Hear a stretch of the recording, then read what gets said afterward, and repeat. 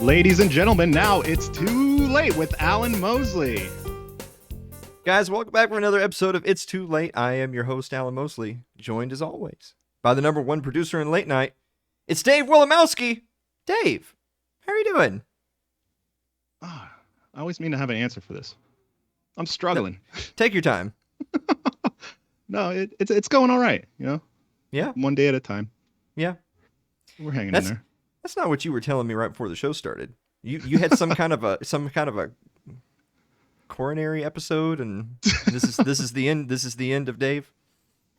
No, I was saying like I had a week of like a chest pain here, and I figured, kind of wait this out, see if it's a heart attack. I think it's just a muscle, but you never know.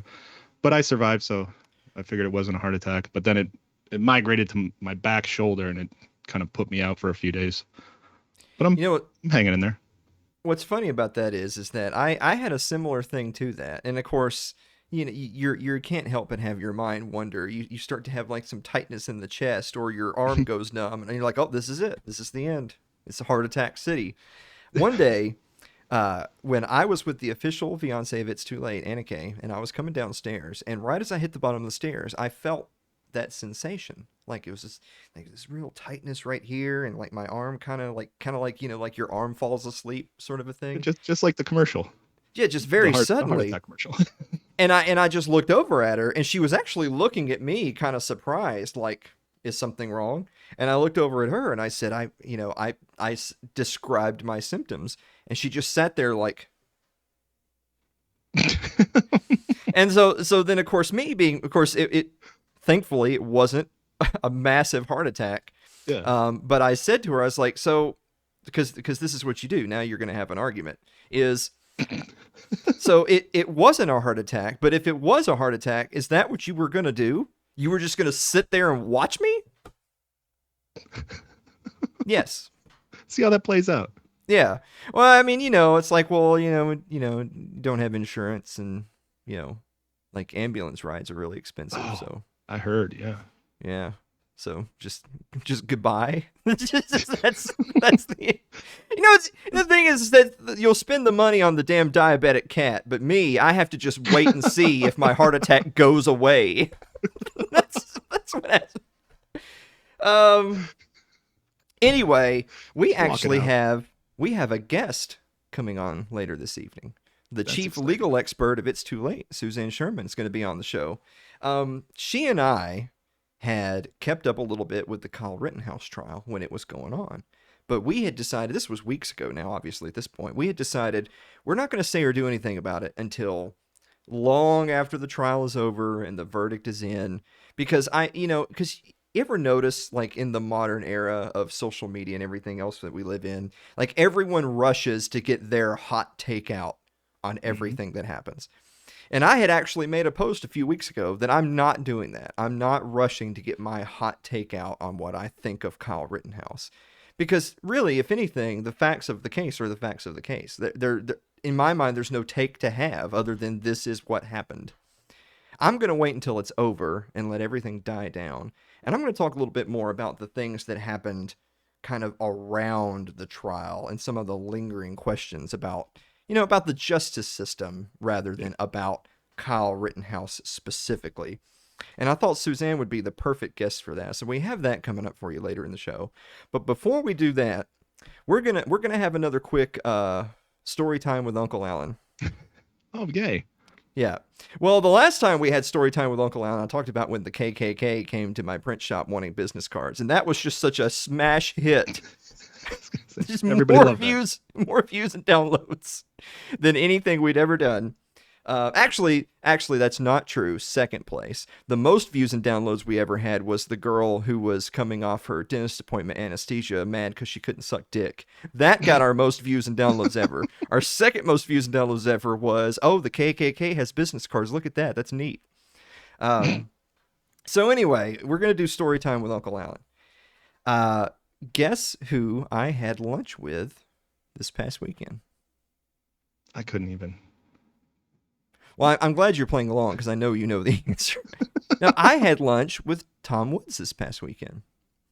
He and his fiancée, Jenna, were up in Nashville for a concert, and we got together and had lunch on Saturday before their flight back to Florida. That's And awesome. we talked about all sorts of stuff. Of course, we talked about, the white race stepping up to retake America, Mhm. and then, and things of that nature. Yeah.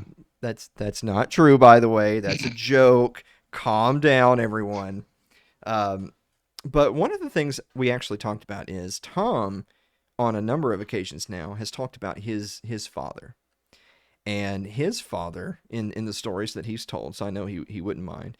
His father was of modest means, and he didn't even graduate high school. He got his GED many years later, um, and he worked a very tough physical job. Later in life, he was a forklift operator in a hot, sweaty warehouse, and worked a lot of overtime to provide for his family. And Tom has talked a lot about, you know being appreciative of that, and being able to recognize that, that my life is not like my dad's life at all. you know and if my father were a young man in the modern economy today, like, he no one would hire him. Like, he couldn't get a job anywhere. Nobody would want to hire this guy. Mhm. Um but he worked hard at the time, and he made my life better because of it. And I actually talked to Tom a lot about how that's something that he and I share a lot in common with. So my dad, who's still with us, Tom's father had passed away. My father's still with us. He worked construction his whole life. I mean, preparing subdivisions for development, installing utilities, laying sewer lines. That's what my dad did for most of his life. Um, he was a guy that he got out of school, started college, but dropped out because there was this war going on over there in East Asia, and he Mhm. knew he knew he was going to get drafted, so he just enlisted, as opposed to wait to get his number called. And that actually really worked out for him, because a lot of his buddies that he went to school with that tried to avoid the draft, and of course we're anti-draft on this program, but buddies of his that tried to avoid the draft and ultimately got drafted, then went to Vietnam and didn't come back. My dad, seeing that this is very likely going to happen to me, he just enlisted ahead of time, and he wound up getting sent to Germany to work on radars. And that's where he Nice. spent the war, was Germany. The war in Vietnam, not the war. Thank God, not the war in World War II. That actually would have been a worse idea. It would have been better to be in Vietnam in the 40s than it would have been to Yeah. be in Germany. But he went to Germany during Vietnam and worked on satellites, and then that was it. That was his whole enlistment. Um, and when he came back home, he got into construction, and he worked construction his whole life. But what's funny is that uh, being in construction, here's like a dirty little secret about the construction business, is when some highfalutin engineer or architect draws up plans, they could be riddled with mistakes, Mhm. but they put their seal on it, and then they go take it to the state or the city. And then the city looks over the plans, and if they don't catch those mistakes, you know what they do? Or they don't care to catch them, they put their seal on it. It's approved. All right, go build. But now, the dumb old redneck construction workers who are just going by your plans that you drew up with all of your degrees and expertise, and that you got approved by the city and all their codes and inspections, it's actually on the contractors that if a mistake gets made, it's their responsibility to fix it, when they're just going by the plans you got approved. So Mhm.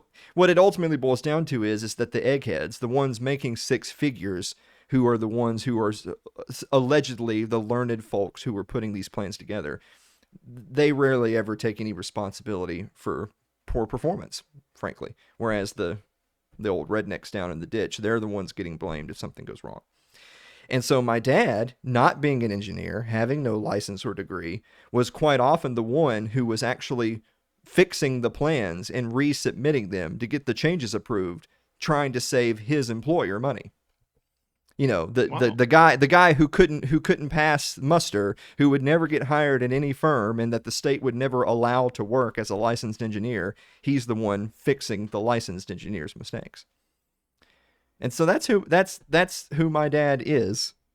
And Tom and I share that in common. And so the reason why I tell that story is that I know that there's a lot of people on social media nowadays, and even in our community, that like to argue about everything. I think this week all the arguments were about hobos and playgrounds and public libraries. And I'm like, Jesus Christ, they're still starving people in Yemen. Foreign policy is still a disaster and only going to get worse again long before it ever gets better. Ghislaine Maxwell trials going on right now, and you guys are fighting with people you agree with on 90% of things about what to do with the hobos at the playground. Like, good God, you fucking clowns. Anyway, I will always have a soft spot for just the regular salt of the earth types who don't bother themselves with any of that stuff you guys are arguing about. They're just trying to live their lives and do the best for them and theirs. And the people on social media arguing about going out of their way to find things to argue about and then having the edgiest hot takes first. Let me put out my video first and what I think about everything. We could do a lot. We could do with a lot less of that and a lot more people just trying to take care of them families. Definitely. This got really wholesome all of a sudden. I don't know what just happened. Yeah. This is supposed to be funny. Here. Adam Sakosin's already turned off the show. This is too much. I missed the lighthearted part. Guys, we're going to be back with the meme of the week and the viewer mail right after this commercial break. Don't go away.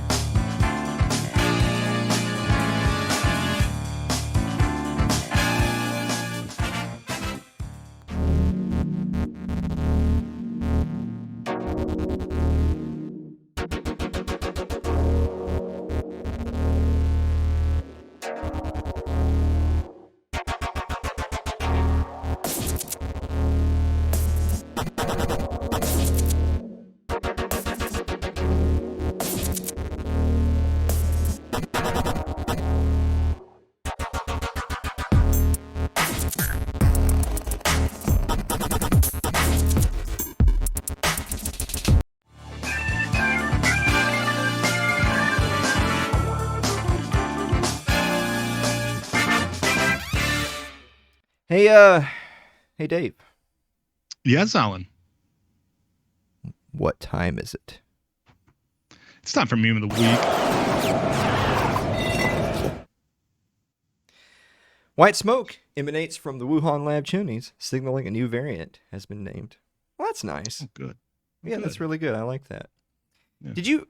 I know that it's like the worst sequel of all time, but did you ever watch The Godfather Part 3?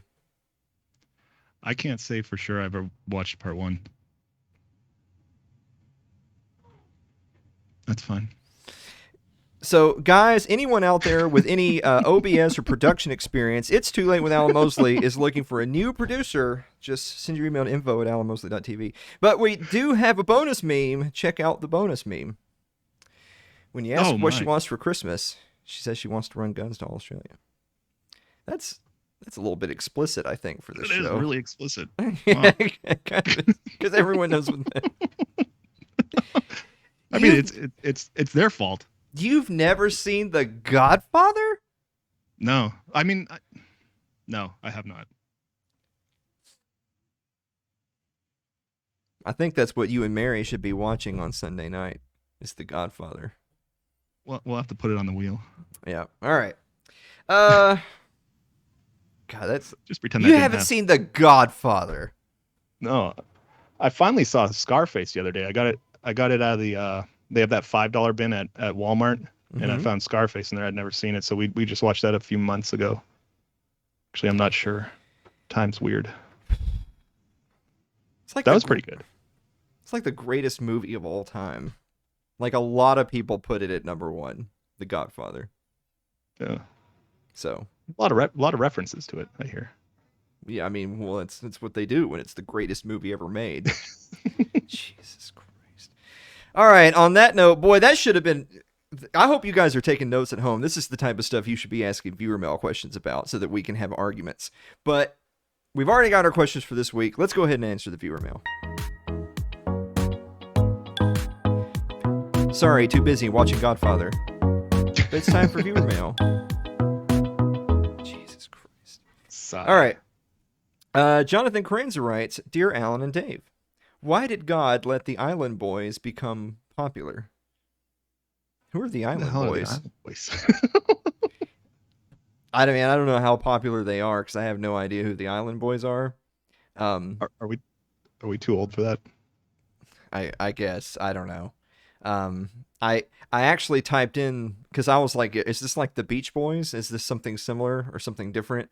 I actually typed it in right before we started the show because I saw Jonathan's question and I saw spiky hair and face tattoos and immediately Here, let me yeah find. yeah yeah yeah, check that out. Um, Oh my gosh. Yeah, I'm glad I um, don't know who they are. so your daughter brings her first boyfriend home and it's one of them. What do you do? Oh my gosh. See, daughters are like a weird thing because if you react wrong, then they'll lean into it. Because I was thinking I would take the assault charge, but then suddenly he's the bad boy, and that could be dangerous. Yeah. Well, I mean, he could also be dead. So I take the murder charge. yeah. Um, Yikes. You know what? The real question is why does Jonathan know about the Island Boys? Aha. There you go. You got to turn this That is a good around. question. There you go. Andrew Avery writes, Dear Alan and Dave, is it wrong that I go to a fish concert just to appreciate the scales? Is that an aquarium, or are we talking music? I've only known one person in my life that was a big fan of the band Fish, and Mhm. they are exactly who you think they are. That's Yep, all I I'm work gonna. with a guy. That's all I'm gonna Follows him say. around. Yeah, like I could see him in the crowd and say, "That's a Fish fan." That's Yep. all right. And they never just go to a concert; they follow them around. Yeah, it's kind of creepy, really. Um, I wonder who goes to an Island Boys concert. Oh, All right. people go. I mean, That's the thing. that's the thing. Yeah. That's the thing. So we're actually going to talk about this later in the show is that people will always rant and rave about, "Oh, these people are on news or on TV and they're so stupid and I hate them. Why are they on TV?" And I'm like, "Well, you're watching them. That's why they're on. And you're talking about them on top of that." So this is all Jonathan's fault. Um Eric Eli writes, "Dear Alan and Dave, can you predict the next media craze that will dominate our lives?" I don't really know if it's a media craze, but I feel like we're long overdue for sex bots, aren't we? We are. I keep seeing videos for advancements, but nothing at Target. Keep on seeing video. You're keeping up with it then. You got your notifications turned on for I'm sex scrolling bots. through YouTube and Yeah. Yeah. Well, I mean YouTube. they had fembots on Austin Powers back in the day. So we can't make this a thing yet. Like why don't I have a young Elizabeth Hurley fembot yet? This is ridiculous. This is an outrage. That's a market failure. We got to get Walter Block back on to ask him why don't we have sex bots yet, and is this a market failure? That'll teach him. But this this used to be a serious show. Do you Yep. remember? Yep. All right. We talk Okay. about it. All Ron right. Paul, all that. Yeah. Yeah. Lauderio writes, Dear Alan and Dave, do those copper bracelets they sell at the pharmacy do anything or not? What pharmacy do you go to? I don't. Are they like the first alert bracelets? I don't go to pharmacies where they sell, you know, tokens and jingoism at the front counter and say this'll cure your puff penis. They just, you know, Oh, as a cure. yeah. Oh, So I think in short, no, they don't do anything. In long, Lyle, you got to get the hell out of Mississippi. That's all. That's all I got to say. This is the second or third week in a row we've lambasted Lyle for giving us a question. he's a great fan. Shows up every Yeah. week. Yeah. He was on the show a few weeks ago. Frankly, He he looked was the great. only damn one that showed up dressed up, ready to go. Mm-hmm. So, yeah. Clay Davis writes, Dear Alan and Dave, this is a two-part question, so prepare yourself. Oh. Did you know A1 steak sauce contains raisins? And two, is A1 steak sauce even necessary? So, I didn't know that A1 steak Yep. sauce contains raisins, Same. but it's not necessary because if a steak is good, you don't need steak sauce. And if a steak needs steak sauce, you just throw it in the trash. That's the correct answer. Yeah. You point your finger in your waiter or wife's face and say, "Make it again." Yep. Yep. But No you don't rule. eat it. No, never eat that second one. We don't play around with our pieces of meat, do we, Dave? No. All right. Ryan Seifert writes, "Dear Alan and Dave, when meth addicts go swimming, do they wear Speedos?" Oh man. So Who said that? so Ryan Seifert said that, and Oh, I'll have you know, I messaged him and said, we only allow one pun master on this show, so you either yeah. got to start sending us real questions or you got to step off. And his answer was to send me a picture of him drinking A1 steak sauce out of the bottle. To assert dominance. It's certainly to assert something. It's yeah. Rachel Watson Kennerly writes, "Dear Alan and Dave, does Dave worry about becoming another co-host of Christmas Past?" Ha! So, so first of all, this guy's never seen The Godfather, so I don't even recognize myself as having a producer anymore. And second of all, he's the producer, not the co-host. That's why Oh, we don't have a split screen where I'm on one side and Dave is on the other side. He's the producer. He's the one that puts this whole thing together. hmm Yeah. I just sit here looking great. Like Yeah. this whole scene is just wasted for like 3 seconds of show. What do you mean scene? That's your studio, Dave. What are you talking Yeah, about? I call it the scene. You guys want to meet up at the scene? Yeah, by the way, I really hope people appreciate the fact that Dave pull your studio back up here. All You right. now have the recording time on Yeah. screen so that when people say to themselves, "God, how long does this show last?" they can now Yeah. see it in real time. Yeah. I got to get your camera linked into there. Yeah. All right. Adam Sakosan writes, "Dear Alan and Dave, what is the most near-death experience you've had?" Dave, what is the most near-death experience that you've had? It's hard to say because I grew up Polish, so there's a lot of them. Um, for some reason, the one that always comes up is we were we were camping on my cousin's front porch. We had a tent set up on the porch. It was a big porch, and they had like this big wooden, I don't even know what it was, leaning up against the wall of the porch. And it was a little storm. It wasn't quite stormy. It was just warm. And my cousin told me to come outside, and he said, "Come check out this heat lightning over the pasture over there." And we kind of sat on the front steps, and we're looking at the heat lightning, and I'm like, "That's pretty cool." And then a breeze comes by and knocks that giant heavy piece of wood and just totally flattens the tent that I was just in. And it's funny that I think of that as a near death experience. I think because I was little, when this same cousin has taken me rappelling off of railroad trestles and stuff like that, which would probably be more dangerous. Probably. I actually this is what should have been story time with Uncle Alan right here.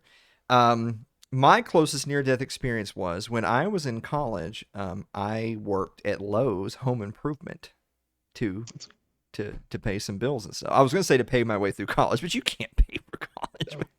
I heard it's a great place to work. I keep saying. Well, then don't listen to this story. So I worked in the paint department, and are you familiar with Drylock? That that Heard of it. that really dense stuff that you like put on your foundation brick and stuff to like waterproof Okay, and yeah. things like that. That stuff's it's Yeah. very heavy because it's so dense. You know, like a 5 gallon drum of it is a lot heavier than like regular paint or whatever. Mhm. Um, and you know how in like these warehouse stores, it's like Lowe's and Home Depot, they have those really tall shelves, and in the top stock, they've got like pallets of stuff wrapped up with plastic, and so that you don't have accidents. But they have a company policy where if you're using the little forklift machine to go up there and get something, you have to block off the aisles, right? So that if you bump into the shelf and something were to fall, which is hard to do, by the way, like you gotta get like a running start to ram these things to tip them over. It won't kill someone. Yeah. Well, surprise, surprise, it's late one evening right before close. I'm working in that department. Back here in the back, homeboys are getting down they're getting down something, but they're working where the pallet of like 4 stacks of like these 5-gallon drums of dry lock are. And they didn't block off the aisles. And they rammed the thing. And you see the pallet, the plastic's breaking. You're seeing the pallet do this. So there's about to be an uh-oh. That's what we call them. That's in the manual. They're uh-ohs. And I look over and I see this little girl, like, I mean, she can't be 5 years old, standing underneath where these things are Oh my gosh. falling over. And I actually ran, and I'll admit, I basically tackled the girl. I was trying to get her, but like, like she doesn't know what's going on. So when I grab her, she like goes limp, like, oh, stranger danger. And so we basically, I basically shove her. We fall over. I'm trying not to crush her. Like now I'm crushing her instead of the dry lock. Yeah. And we fall over into like the next aisle, and that stuff comes down. Boom. There's dry lock everywhere. Like now I'm covered in all this gunk and everything else. It hit the floor. And then, so first of all, I was like, what am I doing? Just let that girl die. It's not my problem. Then, to add insult to injury, her parents then got mad because it happened, which is totally understandable, and yelled at me because I was so rough with their daughter. And that was the day I decided to be. That was the day I decided to be a libertarian and never help anyone else ever again. That was it. All right. Well, we're out of time. We're actually out of time, and I actually won't do the rest of the questions, even as opposed to just doing them all, because we have a guest, and I can't ruin the show because we have such an awesome guest. We're going to be back with Suzanne Sherman of the Wasatch Report and the Red Hot Chili Prepper right after this commercial break. Don't go away.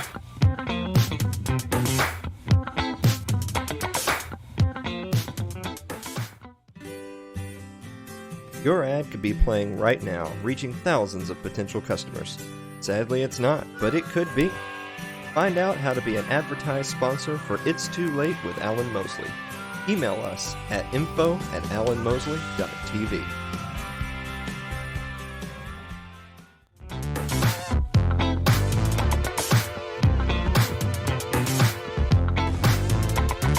Guys, welcome back to the show. Our guest this evening is the chief legal expert of It's Too Late with Alan Mosley, and also the host of the Wasatch Report and the Red Hot Chili Prepper podcast.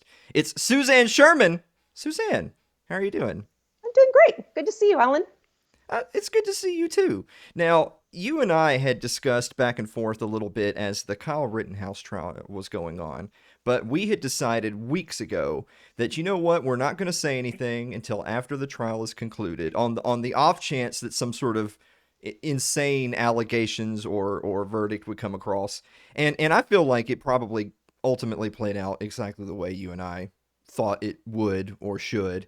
But now that it's a little bit in the rear view, we wanted to spend a little bit of time today talking about not so much the actual trial or Kyle Rittenhouse himself, because the facts of the case are all easily accessible for everyone on the internet who wants to spend 5 seconds to look at them. But I wanted to bring you on to talk a little bit about today about some of the outer effects of the trial, such as they may be. And some legal terms that you hear bandied out now that the trial is over. So I want to start with this, Suzanne. Should this, in your professional opinion, should this have gone to trial? No. No, just simple no.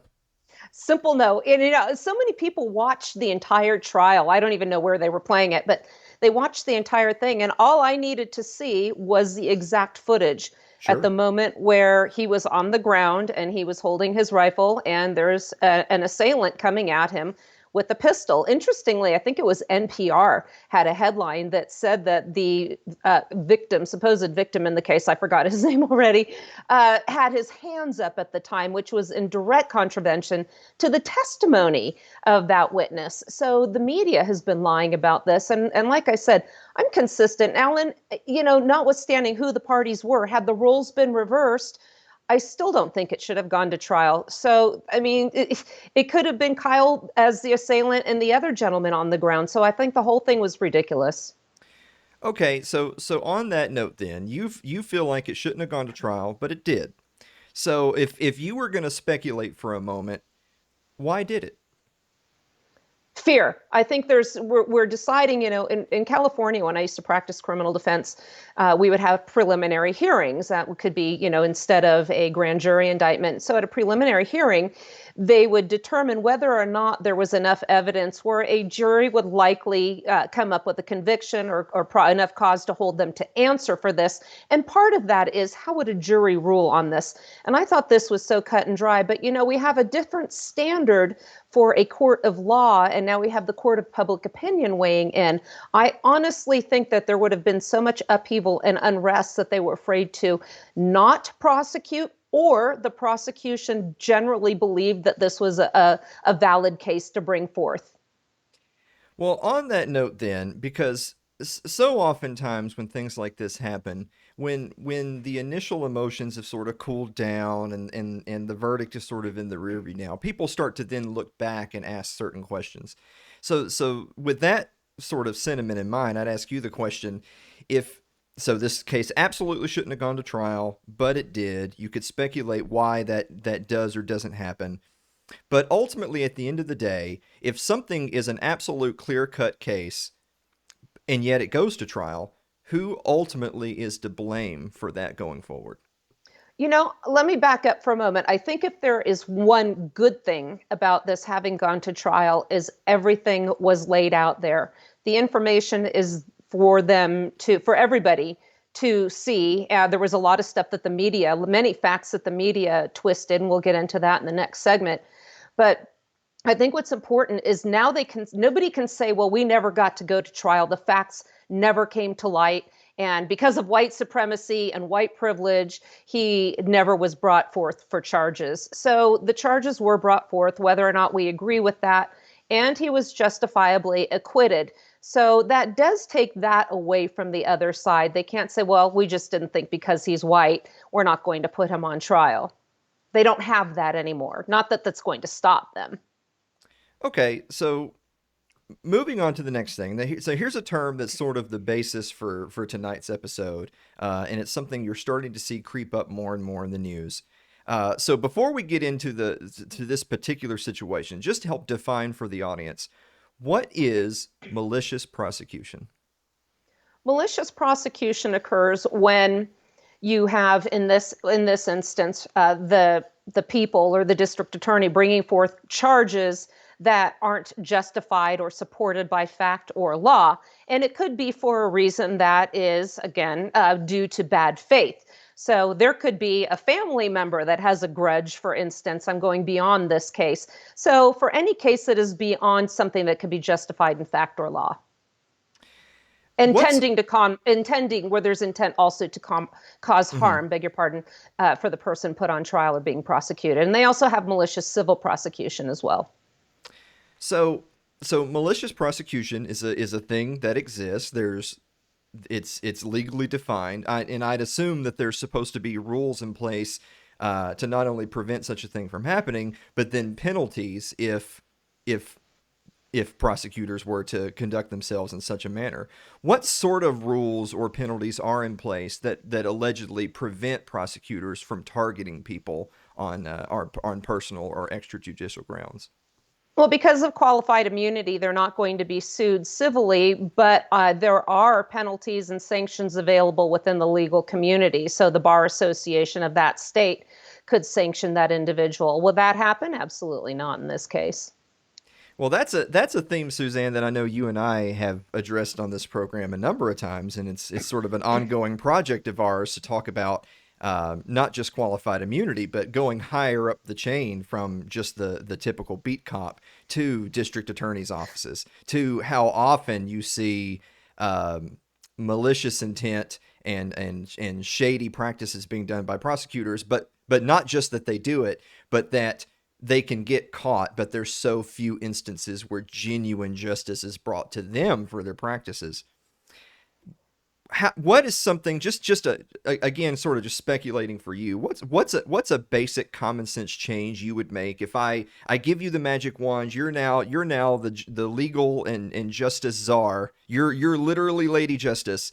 What is a change that you would make to prevent future Kyle Rittenhouses from having video evidence that is exculpatory, but then being put through the rigors of a trial?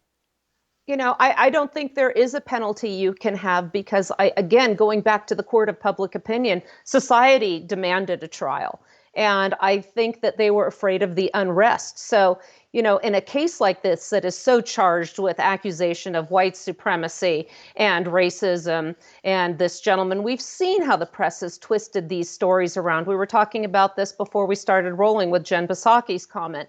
I don't think there's any fixing this. But again, excuse me, if you do have a case where it is clearly an example of malicious prosecution, I think they should be sanctioned, and the attorneys involved should either be disbarred or suspended for a significant amount of time. Well, moving on to the kind of the other side of a trial is the jury. And in this case, ultimately, the verdict that came out was the right one, and is the one that, I mean, we all would have naturally expected to be the verdict. But that verdict didn't come back that same afternoon, did it? That was crazy. With each passing day, and with each little note from the jury to the judge or to the court for a little bit more information, a little bit more guidance. I think people, you put yourself in Kyle Rittenhouse's shoes, right? Like, this is no matter how confident your team might be feeling, this is your life on the line. And you're going to be just sweating bullets until you hear that not guilty, right? Again, I think because of the fear factor involved in the decision to prosecute this case, I think the jury also had legitimate concerns over maybe accusations that they rushed to judgment on this case. So I think in the long run, as harrowing a wait as it must have been for this guy, that it's going to serve him in the long run, because nobody can say that they didn't carefully deliberate. This is pure supposition on my part, but I really do think members of the jury have a legitimate fear for their future well-being if this had come out in this short amount of time it should have. I mean, I reached my conclusion pretty quick based on my experience as a former firearms instructor and defense attorney as well. Well, you're kind of getting ahead of me to my next question. So in the era of social media and fake news, are juries genuinely in more threat now than ever before? I had raised that question once on social media, and somebody said this was something going on that has been going on for a long time, jury tampering, witness tampering, and that sort of thing. And I think what I'd have to say is everything is very charged up right now.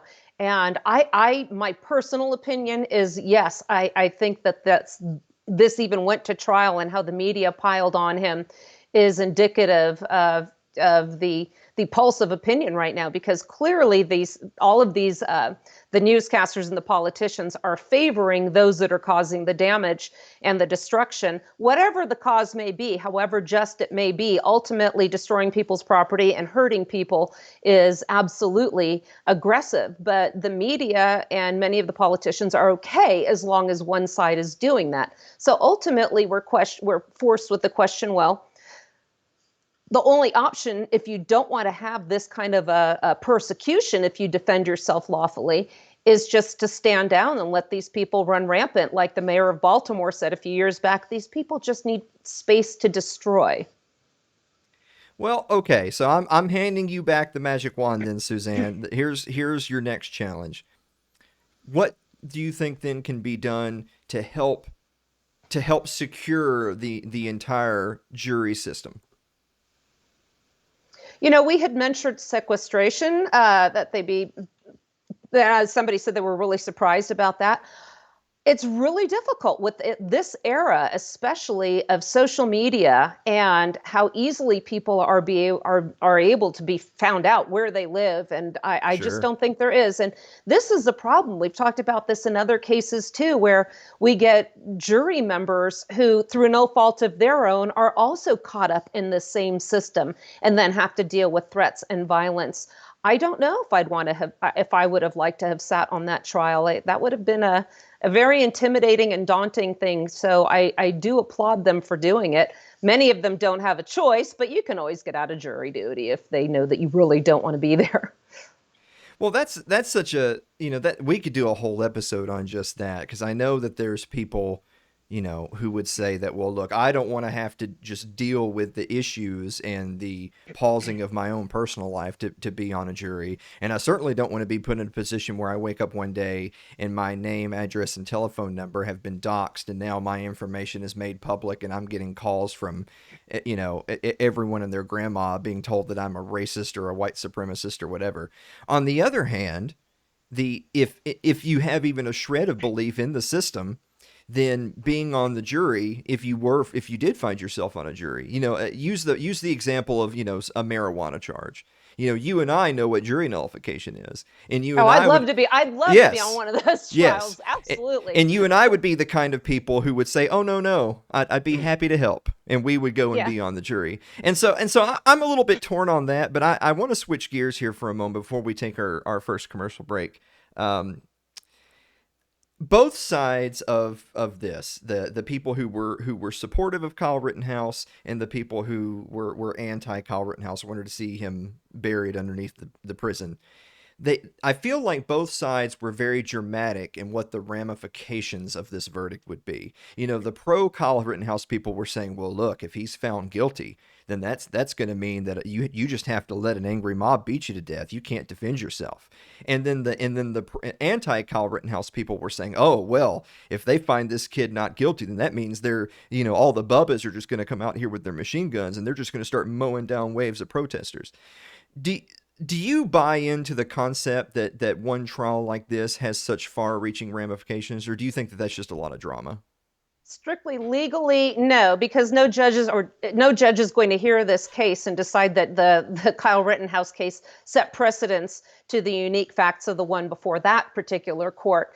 But, the thing is, it is going to have an impact on, again, the court of public opinion, and people are going to come up with their own conclusions, as we saw during the, and leading up to the trial themselves. But this is not going to impact the criminal trials, and it shouldn't, of other cases. Like I said, this doesn't set precedent, but it's going to set precedent in the opinion, in the minds of certain members of the public. And going back really quick to answer your question about how we can protect the jury, the only way that I think you could make sure that somebody would be secure for the rest of their life would probably be some sort of variation of the witness protection program. But then you're, again, relying on government competence to keep yourself safe and beyond the reach of these people. And not only that, who would want to? Relying on government competence or the only thing you can rely on is government incompetence. Right.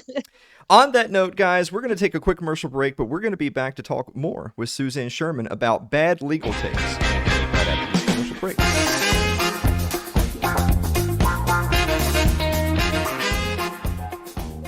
If you're enjoying tonight's show, consider supporting the program by becoming a member of our Patreon. That's over at patreon.com/Alan Mosley.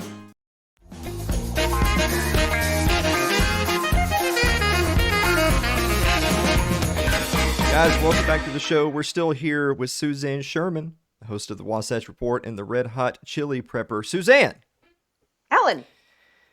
Should Kyle Rittenhouse sue absolutely everyone on Earth for defamation? Yes. In fact, I saw a funny meme saying that he and Nick Sandmann should share custody of CNN. So yes, I think he actually should. And in one of his post-trial interviews, he used the word malice. And that word was put in there for a reason, and that harkened, in my memory, New York Times versus Sullivan. Okay, well, since you brought that up, tell the audience a little bit. What is New York Times versus Sullivan? I actually remember studying this as an undergrad in a communications class, and this was a landmark case that had to do with the protection of speech, and it was a defamation suit.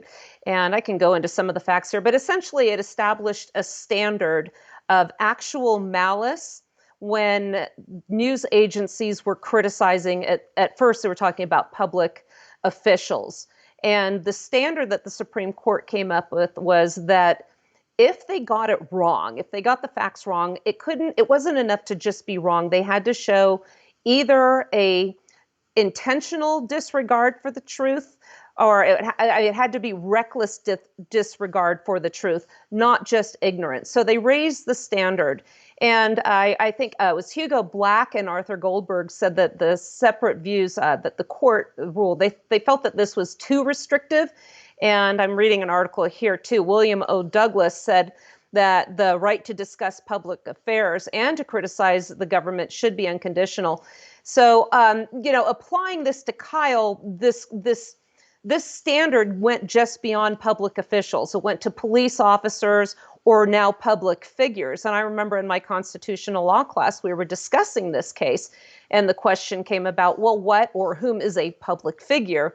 And I remember the definition, I forgot what case it was from, but it was considered anybody who voluntarily interjected themselves into the vortex of public controversy. So now you have to ask yourself, well, as a 17-year-old kid, or 18 at the time, I don't remember, who went to protect some property during times of riots and destruction, did he voluntarily interject himself into a public controversy, or was he just trying to do the right thing as he knew it at the time? Well, Suzanne, I'm certainly not a lawyer like you are, and so I don't understand all that legal gobbledygook you just said. All I know is I have heard it said that there's a difference between believing that he should sue versus thinking he'll actually win many or any actual cases. Precisely because, as you brought up, the interpretations and the standards are set in such a way that being able to prove some of that is such an impossibly high burden that it's very, very difficult to win a defamation suit. But I wanted to bring up one particular example, just because, not that I think he would win a suit, but because I think it's just an egregious example. You brought up the question that Jen Psaki, the White House press conference, our press secretary, said. A reporter asked her, Joe Biden had basically accused Kyle Rittenhouse of being a white supremacist.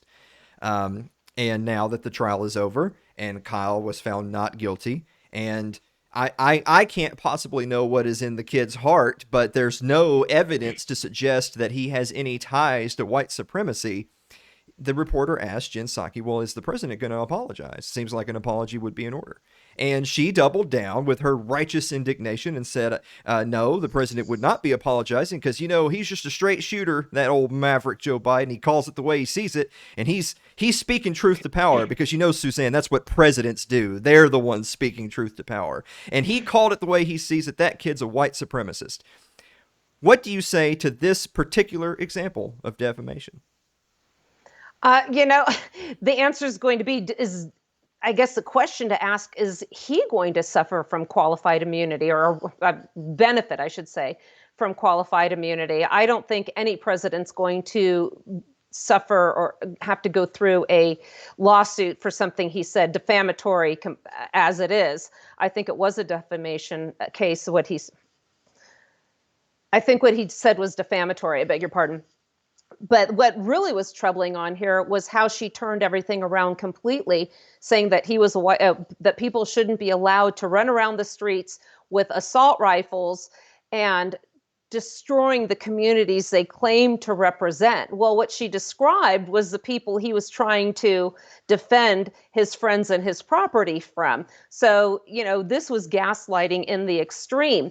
So I don't think that Biden's going to have to worry about a defamation suit, but I do think that the news agencies and other reporters absolutely are, and justifiably so. And even if you want to use the actual malice standard, Alan, I honestly think he could win with that standard because their distortions of the truth and their lies were so egregious, and the information was readily available for anybody out there that wanted to that wanted to have access to it. Everybody saw the whole list of truths that came out during the trial. Everybody could hear them. That would have been the time for mass retractions.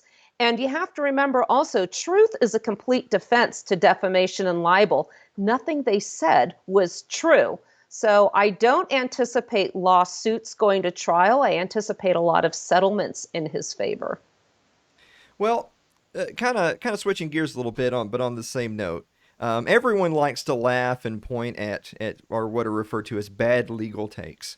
Now, goodness knows, in the age of social media, you can go on Twitter and get as many millions of bad legal takes as you would like from all the armchair Judge Judys out there.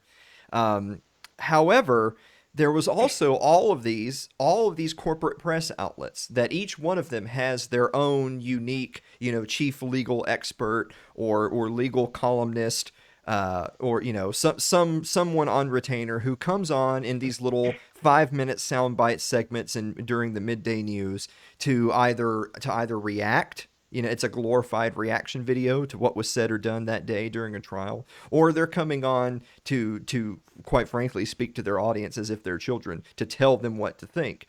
And these are supposed to be the experts, right? I mean, these are people who, I don't consider them to be experts, but in all fairness, most of these people do have law degrees. These are people who went to all these Ivy League schools and then rose up the ranks, and they're all constitutional scholars like President Obama or what have you.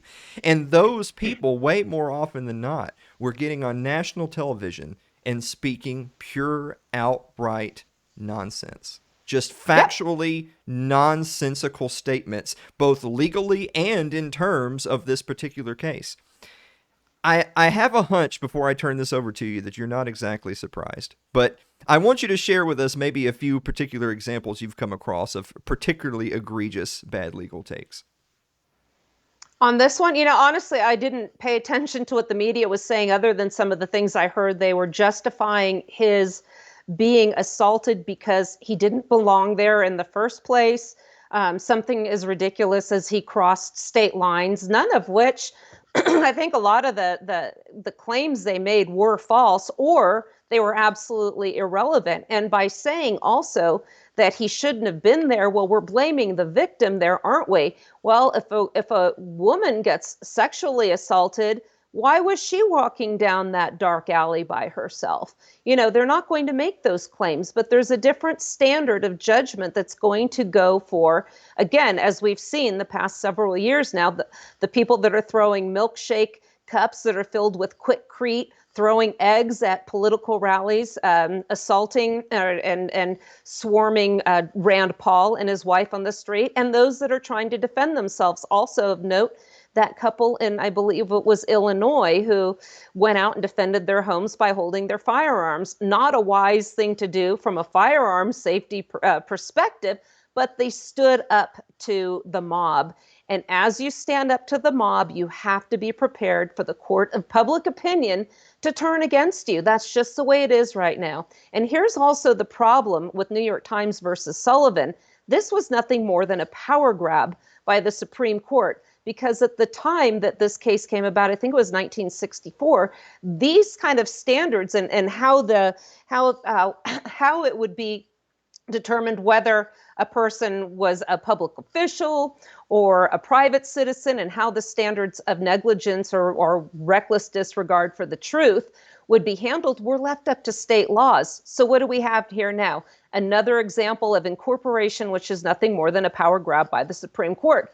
And this article I have here even says, in subsequent rulings, the court vastly expanded the protection for the news media to apply not just to lawsuits by public officials, but also to public figures. And we talked about that right now. Anybody in the news or the public eye.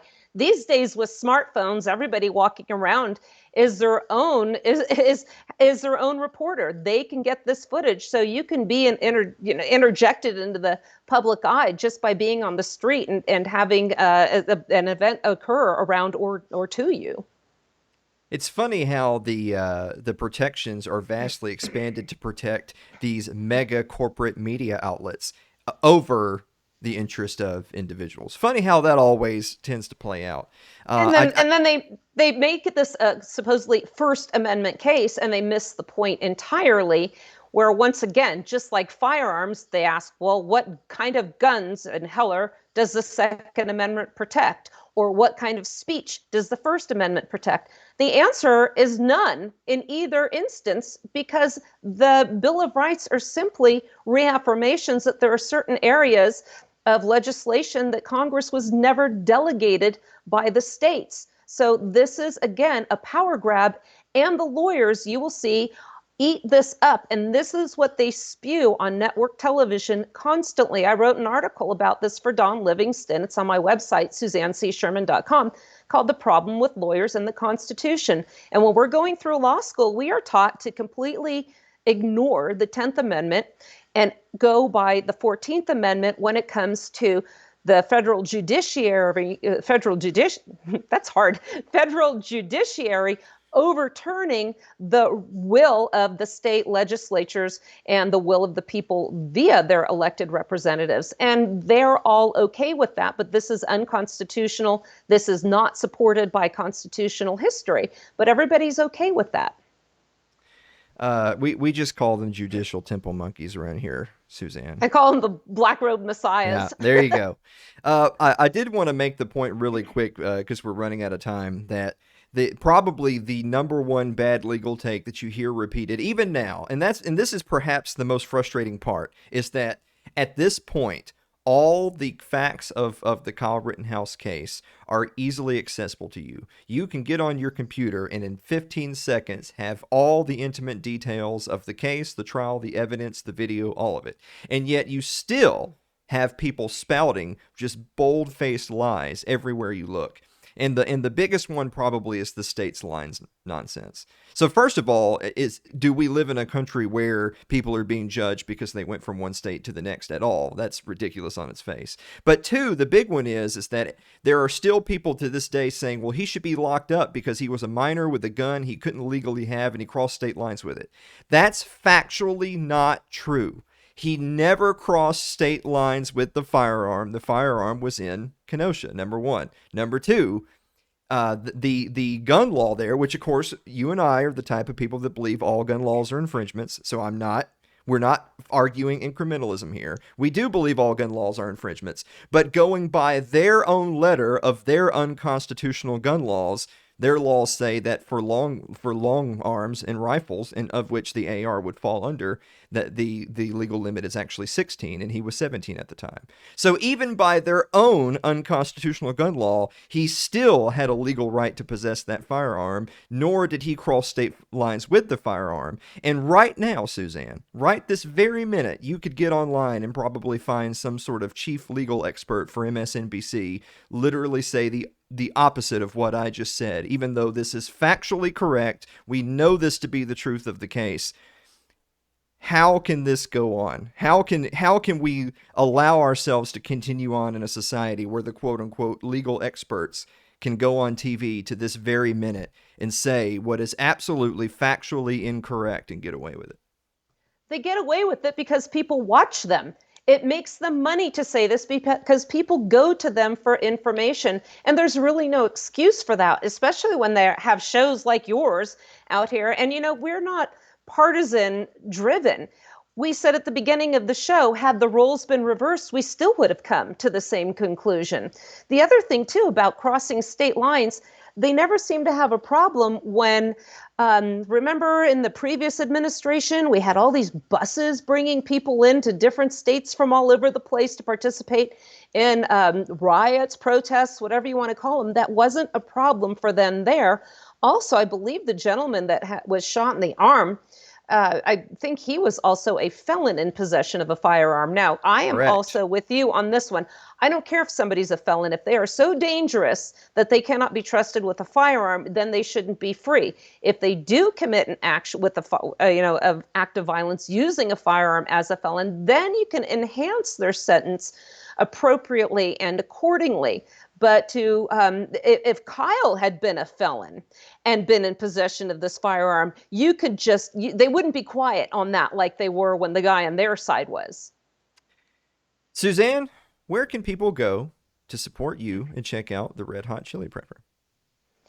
There's a show on Anchor FM, the Red Hot Chili Prepper podcast. It's also on Google Podcasts and a plethora of other platforms, as well as the Wasatch Report radio show. My website, and you can reach me through there also, is SuzanneCSherman.com. And from there, you can also read my articles on preparedness, as well as my published articles talking about constitutional history and federalism. Finally, just in time for Christmas, do check out the Lost Frontier Handbook at thelostfrontierhandbook.net. and that is my book on self-reliance. Learn the Way of the Pioneers. It is your ultimate guide to self-reliance. Thank you, Alan. We're going to get you out of here on this one. Oh, no. Is lasagna a casserole? I'm going with yes. That is the correct answer. A casserole is one. any single baked dish, and and lasagna is exactly that. Lasagna is a casserole. Suzanne, thank you so much. Guys, we're going to be back to wrap up the show right after this commercial break. Don't go away.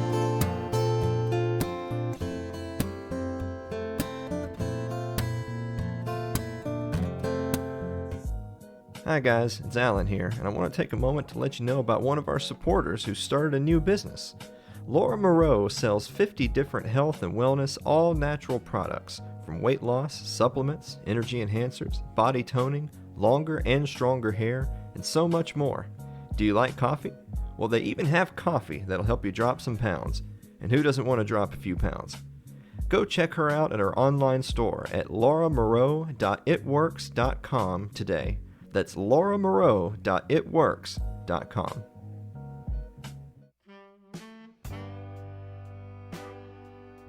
Like our Facebook page. It's facebook.com/AlanMosleyTV. You can follow me on Twitter. It's twitter.com/AlanMosleyTV. Subscribe to our YouTube page. It's youtube.com/AlanMosleyTV. Also, don't forget, we're now on Odyssey. Go support a free speech platform. It's odyssey.com. It's Too Late with Alan Mosley or @AlanMosleyTV. If you're more of a listener than a watcher, get us on your favorite podcasting platform of choice thanks to Anchor FM. It's anchor.fm/AlanMosleyTV. Dave, do you have a final thought? Listen, I guess the only thing is it was kind of sad that he had to get drugged for so long, such a large portion of his life, just to prove that we're allowed to defend ourselves. But I like that we finally, like she said, we had to set the precedent. Hopefully, if things work out for him, he's going to get a few chunks of change from some people for the things they said and did, and then he can ride off into the sunset, shooting pedophiles till the end of his days. Guys, thanks for listening to another episode of It's Too Late, and we will see you next week.